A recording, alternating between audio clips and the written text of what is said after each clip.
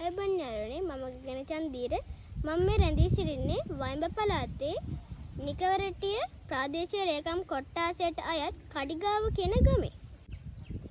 මං දැන් කතා කරන්න යන්නේ ඉතා සුවිශේෂී ශාකයක් වන නාගදරන ශාකය ගැන.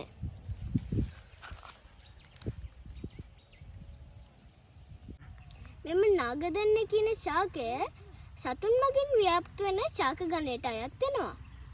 ඒ වගේම මෙම ශාකය ගැන පාසල් පෙළ පොතේ සඳහන් වෙනවා. ඒ වගේම පහ ශ්‍රේණියේ අයියලා අක්කලාට මෙය ගොඩක් වැදගත් වෙනවා. මේක හරි ලස්සන ගහක්. මේ ගහ හරිය නිකන් බණ්ඩක ගහක් වගේ. මේකේ මල් පරාගණය වෙලා ඒක බීජ හට ගන්නවා. ඒ බීජ නාගයෙකුගේ දල දෙකකට සමානයි. ඉතින් ඒ හින්දා තමයි මම හිතන්නේ මේවට නාගදරන කියන්නේ කියලා. මේ ප්‍රදේශය පුරාම මේ පැල පැලවෙනවා. ඉතින් එදා වගේම අද මේ වැඩේට සහයෝගය දක්වන්නේ අපේ උපාලි මාමා තමයි. ඉතින් මගේ ගගන චන්දිර YouTube channel එක subscribe කරලා like කරලා share කරන්න අමතක කරන්න එපා.